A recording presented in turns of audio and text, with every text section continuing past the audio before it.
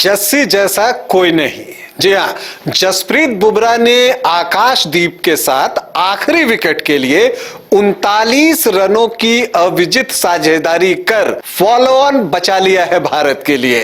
नमस्कार, आप देख रहे हैं न्यूज बाय स्कोप और मैं हूं राकेश रंजन। भारत और ऑस्ट्रेलिया के बीच तीसरे क्रिकेट में टेस्ट मैच का आज चौथा दिन था और आज चौथे दिन भारत के लिए जो सबसे बड़ी चुनौती थी वो ये थी कि वो फॉलो ऑन बचाए। भारत का स्कोर तीसरे दिन खेल समाप्ति के बाद था 4 विकेट के नुकसान पर 51 रन। कप्तान रोहित शर्मा और केएल राहुल क्रीज पर थे, लेकिन जैसा मैंने आपको कल भी कहा था कि रोहित का पैर चल नहीं रहा है और अगर उनका पैर नहीं चलेगा तो बल्ला भी नहीं चलेगा। एग्जैक्टली वही हुआ आज और रोहित शर्मा फिर से एक बार असफल रहे और सिर्फ 10 रन बनाकर विकेट के पीछे कैच किए गए। पैट कमिंस ने उनका विकेट लिया और जब रोहित शर्मा आउट हुए तो भारत का स्कोर था 74 रन 5 विकेट के नुकसान पर। और अब यहां से यह दिखने लगा था कि फॉलो ऑन तो दूर की बात है, क्या भारत 125 तक भी पहुंच पाएगा? लेकिन यहां पर केएल राहुल और रविंद्र जडेजा ने एक बेहतरीन साझेदारी की और दोनों ने ही स्ट्राइक रोटेट किया और जो कमजोर गेंदें मिली उस पर चौके भी जमाए। रनिंग बिटवीन द विकेट उनका बेहतरीन रहा और खास करके आपको केएल राहुल की तारीफ करनी होगी, जिन्होंने कि इस सीरीज में अब भारत के लिए सबसे ज्यादा रन बना लिए हैं। उनका डिफेंस सॉलिड दिखा और जब उन्होंने स्ट्रोक खेले तो वो लाजवाब थे। लेकिन छठे विकेट के रूप में केएल राहुल ही आउट हुए।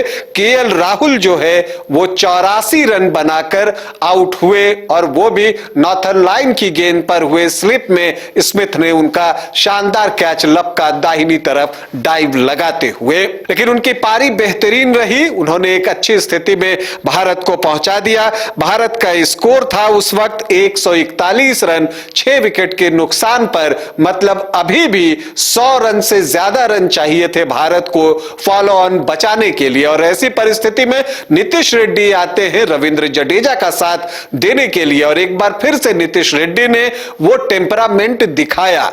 उन्होंने बनाए तो सिर्फ 16 रन लेकिन 61 गेंदों का सामना किया, मतलब उन्होंने ज्यादा गेंदें डिफेंस की। तो एक साझेदारी रविंद्र जडेजा और नीतीश रेड्डी के बीच भी हुई, वो भी अर्धशतकीय साझेदारी रही 53 रनों का। और उसके बाद जो है नीतीश रेड्डी को भी कप्तान कमिंस ने बोल्ड कर दिया और भारत का जब 7वां विकेट गिरा तो भारत का स्कोर था 194 रन 7 विकेट के नुकसान पर।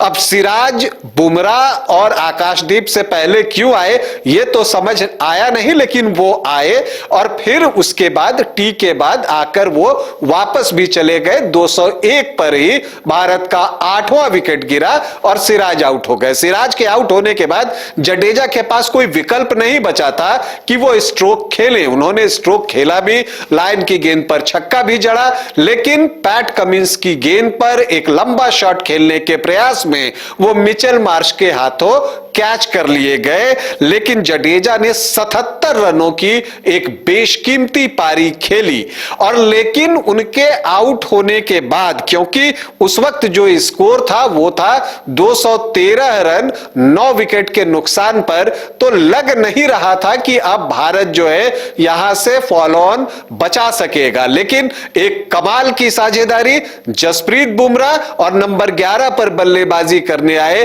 आकाशदीप के बीच में। दोनों ने जो है धीरे धीरे रन बढ़ाते रहे और कुछ गेंदें जो कमजोर मिली उस पर स्ट्रोक भी खेला, छक्का भी जमाया। बुमराह ने भी छक्का जमाया और आकाशदीप ने भी छक्का जमाया और फिर वो फॉलो ऑन भारत का बच गया। मुझे याद आता है जब कल मैच के बाद प्रेस कॉन्फ्रेंस हो रहा था तो जसप्रीत बुमराह ने एक बात कही थी। दरअसल एक पत्रकार ने यह सवाल किया था कि देखिए भारतीय बल्लेबाजों ने अच्छी बल्लेबाजी नहीं की, लेकिन फिर उन्होंने कहा कि यह सवाल मुझे आपसे नहीं करना चाहिए था। दरअसल वो कहना यह चाहते थे कि चूंकि आप एक बॉलर हैं तो आप बल्लेबाजों के लिए क्या बताएंगे। तो उस वक्त जसप्रीत बुमराह ने मजाक में ही सही लेकिन एक बात कही थी कि आप गूगल कीजिए और देखिए कि एक ओवर में सबसे ज्यादा रन बनाने वाला बल्लेबाज कौन है। तो जी हां, वो बल्लेबाज जसप्रीत बुमराह ही हैं जिन्होंने स्टुअर्ट ब्रॉड की गेंदों पर जो है वो शानदार बल्लेबाजी करते हुए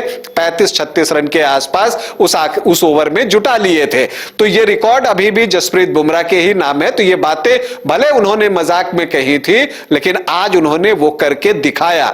बनाए 10 रन लेकिन इसके लिए उन्होंने 27 गेंदें खेली और 31 गेंदों पर आकाशदीप ने 27 रन बनाए। अब जब आखिरी दिन मैच शुरू होगा तो उस वक्त जो है जो ऑस्ट्रेलियाई टीम होगी उसकी कोशिश होगी कि जल्द से जल्द वो इस आखिरी जोड़ी में से किसी एक को आउट करे ताकि फिर उन्हें बल्लेबाजी में आने का अवसर मिले और फिर वो जल्दी से कुछ ओवर खेलें, संभवतः 20 से 25 ओवर, और उसके बाद भारतीय टीम को बल्लेबाजी के लिए वो बुलाए ताकि 60-65 ओवर जो है कम से कम भारतीय टीम को बल्लेबाजी का अवसर मिले। मतलब ये है कि अभी भी मैच में भारत के लिए खतरा जो है वो टला नहीं है। खतरे के बादल तो मंडरा ही रहे हैं लेकिन एक अच्छी बात यह है कि मैदान के ऊपर भी बादल मंडरा रहे हैं जो आज भी बरसे और संभावना है कि कल भी बरसेंगे। तो अगर कल भी इंटरप्शन होता है तो ओवर्स कम होंगे, वैसी स्थिति में मैच के ड्रॉ होने की संभावना बढ़ जाएगी क्योंकि भारत अभी भी बैकफुट पर ही है। लेकिन एक आप कहते हैं कि मोमेंटम चेंज हुआ है जो फॉलो ऑन बचाने के बाद, चूंकि फॉलो ऑन बचाने के बाद जिस तरह से पवेलियन में आपको विराट कोहली चहकते हुए दिखाई दिए, रोहित शर्मा काफी खुश नजर आए, कोच गौतम गंभीर बहुत खुश नजर आए, तो एक पॉजिटिव माइंडसेट जो है वो टीम में दिखाए। तो हम उम्मीद करते हैं कि आखिरी दिन भारतीय टीम बेहतर प्रदर्शन करेगी और इस मैच को कम से कम ड्रॉ पर तो समाप्त कर ही लेगी। अभी के लिए इतना ही, इजाजत दें, नमस्कार।